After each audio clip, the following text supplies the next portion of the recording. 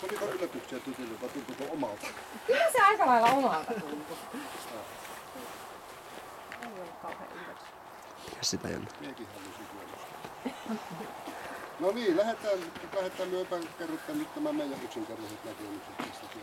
Laukauksissa ei ole mitään laukausvarma, juoksutaistelussa ei mitään, vaantahtelu juoksutaistelussa avoin. Rehellinen koira, huono muistikin sillä on, eli se on kohtuullisen kova, se ei jää millään ärsykkeellä niin miettimään eikä itkemään, pelottaa. Mieluummin jos tuo rohkeus menee johonkin suuntaan, niin menee vähän yli.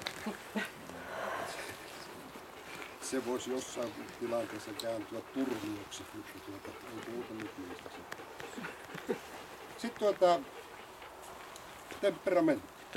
Tämmöinen verkkainen koirahan tää on, että se käy tuolla parin metrin korkeudessa aina välillä omia aikojaan ja ei sitä oikeasti niin mikään jää näkemättä, mutta sitten se hyvä puoli on se, että kaikesta huolimatta se pystyy keskittymään niihin ärsykkeisiin, mitä sille annetaan ja se keskittyy niihin sitten ihan tosissaan ja oikein. Joka tapauksessa tuo temperamentti näillä näytöillä on yksi erittäin vilkas. Sitten tuo hermopuoli. Sanotaan näin, että eihän tällä huonot hermot, mutta sitten kun me puhutaan kokonaiskäsitteestä tasapainoa ja ajatellaan tuolla temperamentin määrää, että sitä on vähän isommalla lusikalla heitetty sinne, niin ei myös siitä ihan tasapainosta saa. Mutta ei se hermossa kyllä mitään kertaa. Eli ne jää tuohon +1. Sitten tämän koiran tullaan tänne vahvuuksiin. Ei tämä nyt hirveästi heikkouksia tähänkään mennessä, mutta taisteluhalu. Tässä nähtiin koira, joka taistelee ihan oikeasti ja koira, jolle lisätään taistelussa uhkaa, niin se ei muuta kuin kiristää taistelua. Ja siellä ei niin se leikkiesine pyöri suussa, eli se ottaa tosi tiukasti.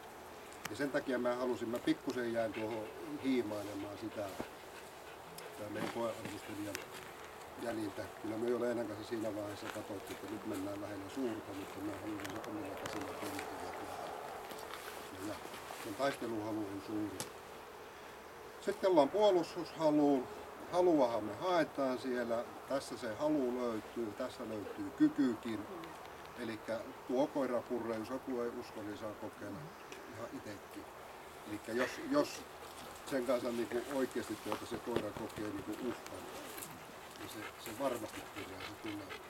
Leila jo kysyi multa, että lähtikö siltä joku ryntästä johtaa, että se aika lähelle teki sen viimeisen ähkäsyn. Tein sen ihan tarkoituksena ja se ei ala periksi missään. No sitten tullaan siihen toiseen asiaan, kun uhka loppuu. Koira tuolla voimalla puolustaa ohjaajansa. Niin se ei vallan pitkä se palautusaika ole, kun mä pyörähin ja heitin sen piiskan pois ja tulin, niin sit se on jo tulossa syliin. Niin se kertoo myös se hermosta joka tapauksessa, että ne ei ohjaa. Eli puolustushalu on, nyt mennään jo pikkusen niin sitä ihanteesta yli. Eli tullaan suuri hillitys plus lapsi. No sitten tullaan tuonne terävyyteen seinään, eli kun koira jätetään yksin, kytketään sillä tavalla, että se on varsin pienessä liikkumisalassa ja vieras ihminen menee uhkaamaan, kuinka se koira pystyy vastaamaan siihen omalla uhka-asenteella siihen ihmisen tunkeutumiseen ja jokainen varmaan näki, että miten siinä olisi käynyt, jos ihminen ei olisi uskonut. Eli tuo koirahan jää niin voittajaksi siinä tilanteessa. Ja sielläkin se teki sen viimeisen, kun Leena oli päälle kaatumassa seinälle, niin se vielä hyppäsi vasten sieltä. Eli ei anna periksi.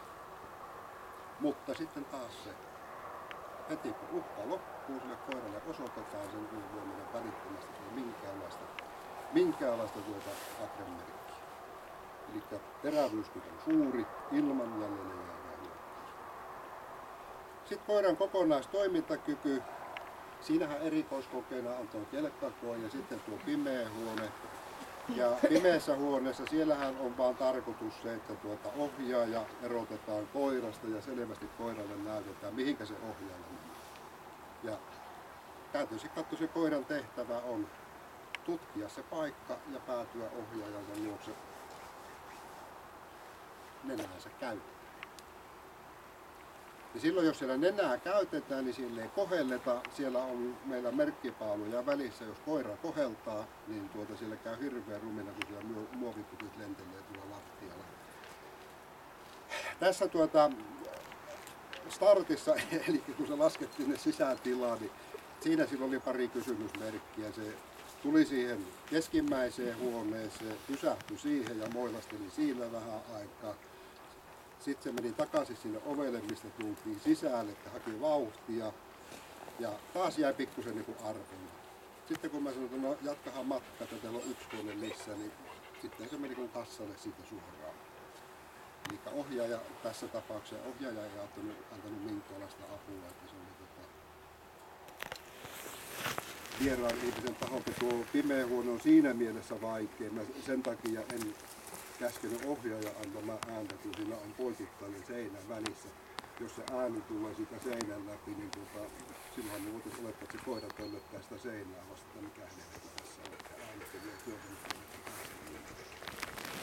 no joo. Mutta kaikki näistä koiran toimintakyky on sisätuskaksi. Se kakkonenkin on siinä aika lailla yläreunossa. Mutta nyt oltiin sen verran tiukkoja tuossa tavallaan niin tuossa alkuvaatuudessa. No joo, lomakepisteet tämä asia. Pisteet ei elätä, mutta kun Aussit on tässä hyväksytty projektissa, niin Ruksiruudussa hyväksytty ja 183 pistettä.